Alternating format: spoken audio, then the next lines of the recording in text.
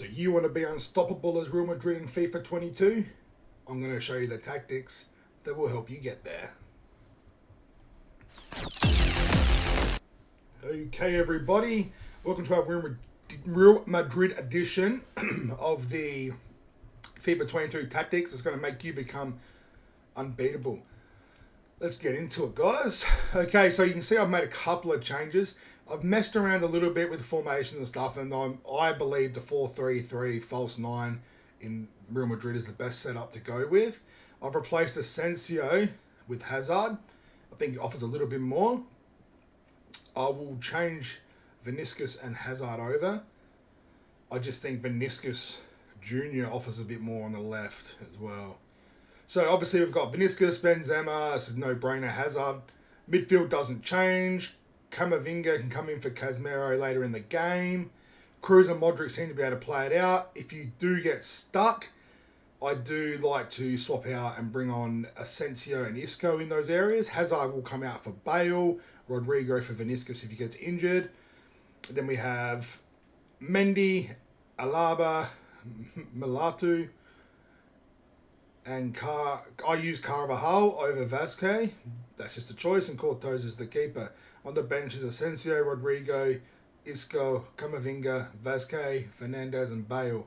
Out of the squad is Marcelo, who can come in. Jovic if you're struggling for people up front, Ceballos. But that's pretty much all I would go with, guys. So formation, I stick with the 4-3-3, as I said before, the false 9. I did try a couple. I tried a 4-2-3-1. I tried 4-1-2-1-2.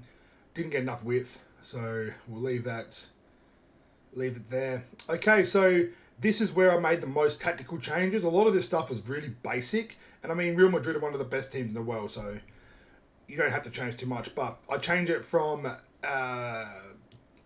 balanced back out to pressure on heavy touch. This keeps them players keeping the ball, because they're not very good at pressing after possession loss.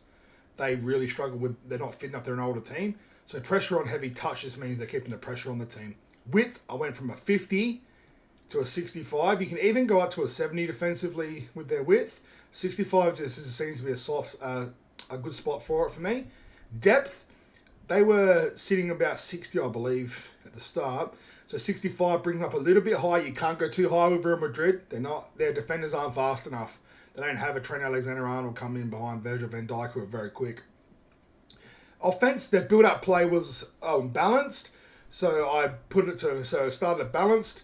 Fast build-up or long ball, depends how you play. But for me and how I play it, I think tactically the best way to get around is fast build-up. So it's quick. Really quick. Because their forwards are fast. They're old midfield, but a fast forward line. Chance creation, forward runs. That's just good for the way, that'll make sense in a minute. But it's going to help with Vinicus and Hazard on the wings. Not so much Benzema. But, Benzema just does what he does. Width, very wide, 75. Get Vinicus, get chalk on their boots, guys. Chalk on their boots. You can go to 80 if you want. 75 worked really well for me, though. Players in the box, I didn't touch. Corners, I didn't touch. Free kicks, I did not touch. They stay the same, okay? So make sure that's how you're setting up your team if you want to play the 4-3-3 false 9 most effectively. Roles, up to you. I didn't mess around with this too much, as I believe that they would have this sorted out pretty well. I will, though, now. I think Alaba for free kicks is probably not your best option. I would like to use I'd use a Modric there, and I would use maybe a Vinicus there to see how that goes. But Alaba can take the long ones in the corners. Actually, I'll probably leave Alaba. No, we'll go Vinicus. Sorry, guys, we'll go Vinicus. So here, I haven't really messed around too much with this because Kroos and Modric and Casemiro, they do a good job in that middle. The defenders are good, and Cortez is a very good keeper. But I did mess around with the front three, so we'll concentrate mostly on that, then we'll go quickly through the others. So Vinicus, so his basic defensive support, you don't want to change that. You don't want him to stay forward. You want him to be bait. You just want him to do what he does. Free roam in the chance creation, okay? So if you're playing long ball, you want to play free roam every time, okay? If you play The way we play with the fast build-up, you want them free roam every time. It gives them the ability to cut before they get the ball.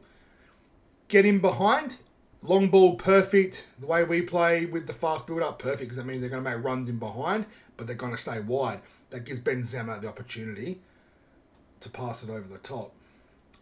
Balanced crossing runs. It's up to you guys what you do here. Vinicus, I don't think he's getting the box. I'm happy with the balance and interceptions as well. Benzema, so starts with a balance width. No, you want him central. You want him to stay in the middle. That's where he's best. You want him to play the false 9 role. You can also play him as a target man, but I found him better for me because I tried a couple with target man as a false 9. He moved around a lot more and created a lot more space. And those two I wouldn't touch for Benzema, so that's pretty basic again. Hazard, once again, defense, don't touch that. His default, he'll come back to just over halfway and get back when there's a corner and stuff. Again, he's the same as Vinicus. He's a free roamer and he's a get in behind because you want him to have the ability to cut in the middle. If Benzema gets pulled up the field and Modric gets the ball, you don't want him to be stuck out there. You want him to be attacking the goal face through the top of the square, at the top of the box. So you leave him on free roam and get him behind, so that gives you the opportunity to play balls over the top. And then you can go from there. I'll explain that in a minute, why that's important. Okay, so Modric. We've got Cruz. So his attacking support is balanced. You don't really want him... You don't want him staying back. You don't want to play defensively. You don't want him staying back. You don't really want him to come forward, so balance is best for him. Support on crosses. No, you don't want him in the box. You want him outside the box, putting it back in the box for Benzema. And then the interceptions are fine. Playing freedom, so we've got free roam, stick to position, drift wide, stick to position. In a 4-3-3 with his age and his speed, he can't get around like that, so you need him to stay there. And he'll cover the wing that Mendy and Carvajal will come forward on. Then we've got Casemiro. Balanced defense, balanced attack. This is what you're pretty much always going to see with a central defensive midfielder. Is you cover your wings, you stick to your position, you stay in the middle. Fabinho is a little bit different from Liverpool that you would have seen in the other video, but he's a bit more diverse with his play.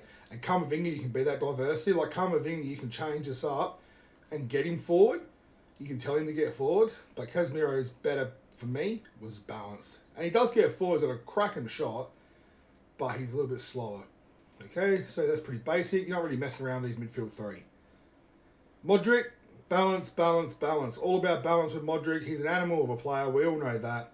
His link-up play is his key. He's playmaker. He can play as a number 10 if you need him to, but he sort of does that in this formation anyway. You'll always look to Modric because his passing's unreal. Once again, wouldn't mess with it. Okay, so Carvajal. Now, I've left these ones here, so these are the ones we're going to change. For the way we play, the 4-3-3, we want join the attack. We want them to join the attack so they get forward, okay? So the run type, overlap, okay? And then we want him to stick to position there. Normal interception. So overlap, run type, attacking runs, join the attack. That because then Cruz and Modric will drop him behind. That's why we leave that stay cover wing, okay? That's why they do that.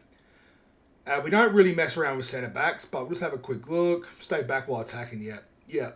That's pretty basic. Goalkeeper. I'm a big believer in coming for crosses because this game is all about that. And if you don't, you get caught out.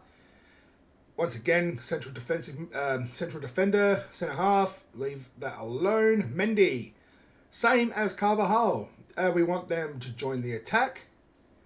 Sorry, guys. And we want the run type to be overlap. We want them to overlap because that's what's going to get the opposition out of fast. So effectively what's going to happen is Mendy and Carvajal are going to come forward. Cruz and Modric are going to sit in behind them, and all of a sudden you've got a front 5 with 2 wingers. You've got 2 wingers aside, so you've got a lot of wide ball. You've got a central target in Benzema who's unreal, who can then pass it back to Cruz, who can then go wide to Mendy, who can pass it down to Vinicus, who can cut Benzema goal. That's what you've got to look at, is think about the game and think about what's going to happen. Most times you're going to go wide in defence because you're not really going to run straight down the heart of the ground. That's a bit, unless you've got freedom there and it's quick play, quick release, that's suicide. So what you want to do, the ideal way for this team to score a goal would be, and I'm going to use a left side purely because it's just easier to explain, I would go from a back pass of the keeper's ball, Cortos, Alaba, Mendy. I would then run towards Casemiro. Cruz will be dropping back then because Mendy's going to overlap. I'd pass it to Cruz if I was in trouble. They could pass it out to Mendy or straight out to Mendy. By that time, you should be able to get a ball into Benzema, who'll be staying central, who should be able to chip it over the top to Vinicus. Benzema turns around. Vinicus goes to the line, passes it back. Benzema tapping. Perfect world. That's how we should be thinking about playing every time. Of course, the game is going to run that way every time, and you have to think on the fly. You have to think on the fly. So that's how you want to play, but it's not always going to have it your way, especially if you're a good player. So defending is key. You've got to be good. You've got to be a confident defender for these tactics to work. But as you can see, that's what I'll be doing. That's how I would set up with Real Madrid, and that worked the best for me. And I'll just quickly show you guys. So you've got a lot of youth here. Where is he? Mariano Diaz. Absolute animal. You have a look at his stats. Very physical. So if you want to replace Benzema and keep the same shape because it's working, that's who you'd bring on. Okay? That's your replacement striker. So then if that was me, I'd be going, okay, if he's who I'm going to bring on, Rodrigo, I'm dropping you back. And I'm going to use Mariano. Benzema can play the game out though. But he's unreal. He's got a great shot. Really fit. But his physicality is what you need in that attack. He's got a shithouse workout rate defensively, so that doesn't matter. The rest of his stats, you have a look, power free kicks, so you can jump into that. Injury prone, that's why he's on the bench. Great header of the ball and takes good long shots. He's the perfect replacement for Benzema. You have a look at Benzema's stats. He'll be better, obviously.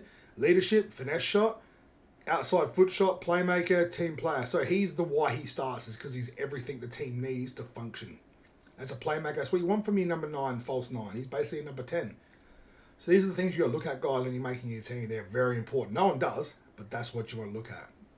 All right, guys. So that's how I would shape up as Real Madrid, and that's how I've found the most success with them. Thank you for watching.